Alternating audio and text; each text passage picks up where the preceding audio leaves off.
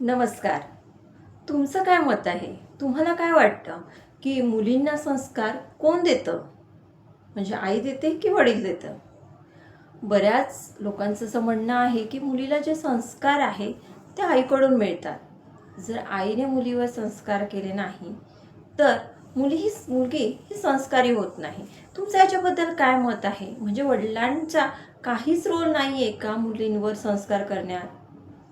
तर मॅक्झिमम लोक जे म्हणतात की फक्त संस्कार करणं हे काम आईचं आहे, तर हे चुकीचं आहे. तर वडिलांचं सुद्धा हे काम आहे आणि वडिलांनी कुठले संस्कार आई करू शकत नाही की ते वडिलांनी केले तर ते जास्त प्रभावी ठरतात.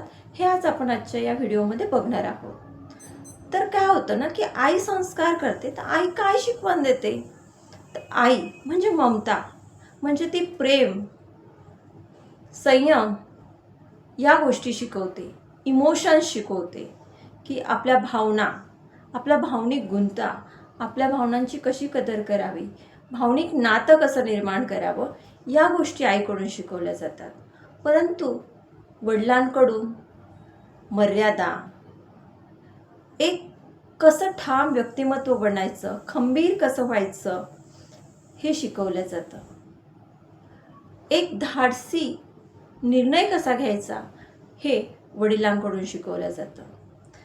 ज्यावेळी वडील मुलीचा रिस्पेक्ट करतात, बऱ्याच ठिकाणी आपण बघतो की आपण थोडं मागे जाऊन विचार करूया की ज्या घरी आपण म्हणतो स्त्रियांचा रिस्पेक्ट केला जातो त्या घरी मुलीचा रिस्पेक्ट होतो. परंतु जर एखाद्या घरी त्याच्या बायकोलाच, म्हणजे त्या घरच्या गृहिणीलाच रिस्पेक्ट मिळेल नसेल तर मुलीला कुठून रिस्पेक्ट मिळेल? ज्यावेळेस आपण आपल्या बायकोला आणि आपल्या मुलीला रिस्पेक्ट देतो, स्पेशली आज आपण मुलीवर बोलतोय म्हणून आपण जेव्हा एक वडील आपल्या मुलीला रिस्पेक्ट देतो म्हणजे काय, तिच्याशी रिस्पेक्टफुली बोलतो. बऱ्याच घरांमध्ये असं होतं की तुला काय कळतं, तू मुलगी आहे, तू त्यात पडू नकोस, या प्रकारचे शब्द बोलल्या जातात. आणि त्यावेळेस ती मुलगी खचते, तिला वाटतं की नाही, मुलीला काहीही कळत नाही. ज्या घरात आपल्या मुलीसोबत तिचे वडील रिस्पेक्टफुली बोलतात त्या मुलीला जगात कुठलाही व्यक्ती तिचा अपमान करू शकत नाही किंवा तिचा अपमान करायची हिंमत होत नाही, कारण तिला घरून रिस्पेक्ट मिळतो. तुम्ही बघा, एखादा व्यक्ती असेल, त्याला जर घरूनच एकदम हिट केलं, बोली भाषेत बोलायचं राहिलं, हा असंच आहे तो तसंच आहे, तर बाहेरचे लोकही म्हणतील. तसंच मुलींचंही आहे. जर घरून वडिलांनीच रिस्पेक्ट दिला नाही तर बाहेरचे लोक का म्हणून त्या मुलीला रिस्पेक्ट देतील? तेही तिचा नेहमी अपमानच करतील. नेक्स्ट पॉईंटकडे जाऊया आपण.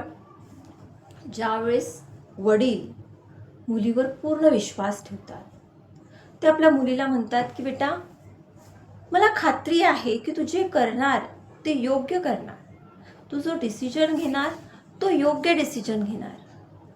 ज्यावेळेस हा विश्वास एक वडील आपल्या मुलीला देतात त्यावेळेस त्या मुलीचा विश्वास वाढतो आणि ती मुलगी खंबीर बनते.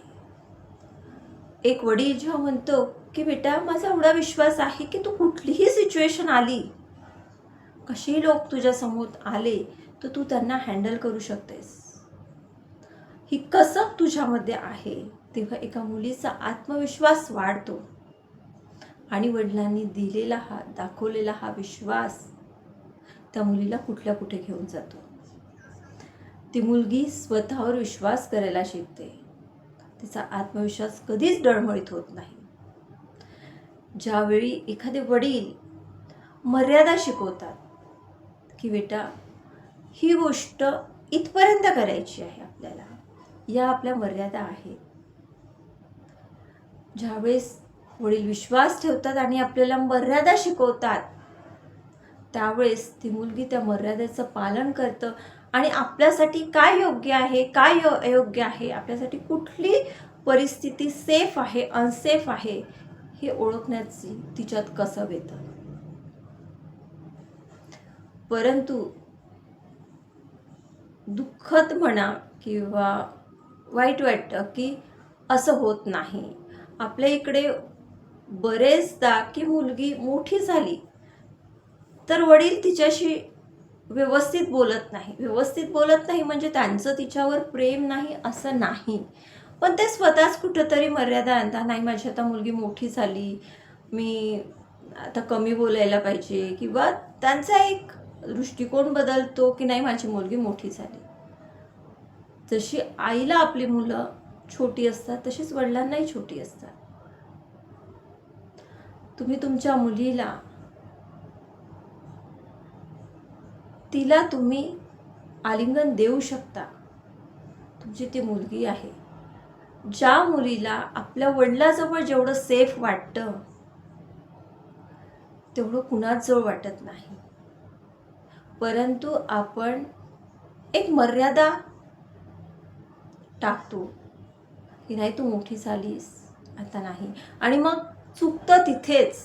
मग ती मुलगी बाहेर असा एखादा पुरुष शोधत असते की त्याच्या मिठीत जाऊन ती रडेल, तिच्या भावना व्यक्त करेल. कशाला हवाय आपल्या मुलीला दुसरा पुरुष? तिचे वडील खंबीर झाले. एका मुलीला जेव्हा वडील आलिंगन देतात तेव्हा तिला एक विश्वास जाणवतो, एक खूप मोठं पाठबळ आपल्यासोबत आहे असं जाणवतं. तेव्हा मुलगी मोठी झाली म्हणून मी आता तिला कसं आलिंगन देऊ हा विचार काढून टाका. आपली ती मुलगी आहे आणि तिची आपण बाबा आहे. हे एक पवित्र नातं आहे. त्या पवित्र नात्यामध्ये बंधन आणू नका. आपल्या मुलीला इतका विश्वास द्या की ती गोष्ट काहीही झाली तरी ती आपल्या वडिलांजवळ येऊन सांगेल. कारण बरेचदा असं होतं की काही गोष्टी असतात त्या आईला सांगूनही सॉल्व्ह होत नाही. त्यावेळेस वडिलांचीच गरज असते. आणि ती गरज जर तुम्ही बोलत नसेल, तुम्ही एक मुलगी मोठी झाली म्हणून जर मर्यादा टाकलेल्या असतील तर ती कशी बोलणार, कसं मन मोकळं करणार? बाहेर तू तिची छेड खाल्ली, एखाद्या व्यक्तीने जर तिची छेड काढली तर तिला विश्वास असायला पाहिजे की मी माझ्या वडिलांजवळ जाऊन सांगितलं तर माझे वडील माझ्या पाठीशी उभी राहतील, ना की मलाच म्हणतील की तू का गेली तिकडे, तू का बोललीस, तूच काय बघितलं असेल. तर ती कशी सांगणार तुमच्याकडे? परंतु तुम्ही तिला विश्वास दाखवला की बेटा मी तुझ्या पाठीशी आहे, तुला काहीही प्रॉब्लेम आला तर माझ्याशी शेअर कर, हा बाप तुझ्या सोबत आहे कायम. तेव्हा तुमची मुलगी कुठेच हरणार नाही, ती कायम कणखर बनून राहील. मी प्रांजली, एक प्रोफेशनल सायकोलॉजिकल काउन्सलर. जर तुम्हालाही काही विषयावर डिस्कस करायचे असेल किंवा आणखी कुठल्या विषयावर व्हिडिओ हवे असेल किंवा आपल्या नात्यासंबंधांमध्ये किंवा आपल्याला डिप्रेशन, फ्रस्ट्रेशन किंवा असे काही वाटत असेल तर तुम्ही मी डिस्क्रिप्शन बॉक्समध्ये नंबर दिलेला आहे माझ्या सेंटरचा, तिथे सेंटरना अपॉइंटमेंट घेऊ शकता. आपण ऑनलाईन आणि ऑफलाईन दोन्हीही काउन्सिलिंग सेशन्स घेतो. मी हा कुठलाही प्रचार किंवा प्रसार करत नाही, तर वुमन एम्पॉवरमेंट आणि रिलेशनशिप हे दोन्ही माझे आवडते विषय आहे. या विषयांना आपल्या वुमन्समध्ये, आपल्या महिलांमध्ये जनजागृती करून त्यांना खंबीर बनवणे आणि एक रिलेशनशिप, प्रत्येक गोष्ट रिलेशन हे विश्वासावर टिकलेलं असतं. छोट्या छोट्या गोष्टींमुळे रिलेशन्स तुटतात. त्या रिलेशन्सला कसं सांभाळायचं आणि पुढे जायचं यावर आपण थोडासा खारीचा वाटा मी उचलत आहे. मला आशा आहे की तुम्ही सुद्धा मला मदत कराल.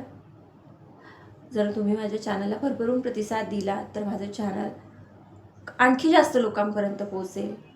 आणि व्हिडिओमध्ये कधी कधी माणूस इतका टेन्शनमध्ये असतो किंवा त्याला कळत नाही की आपलं काय चुकतंय किंवा काय करावं, आणि एक छोटासा व्हिडिओ आपल्यासमोर येतो आणि तो व्हिडिओ आपल्याला एक मोटिवेशन देऊन जातं आणि त्यातून आपलं खूप काही होतं, आपण अगदी फ्रेश होतो, आपल्याला हिंमत येते. तर खारीचा वाटा मी उचलून एक मानसशास्त्रात जनजागृती करण्याचं कामाचा एक छोटासा प्रयत्न करते आहे. त्यात मला साथ द्या. प्रांजल माइंड केअर या चॅनलवर जर नवीन असाल, चॅनलला सबस्क्राईब केलेलं नसेल तर नक्की सबस्क्राईब करा. व्हिडिओ आवडला असेल तरच लाईक करा. तूतास इथेच थांबते.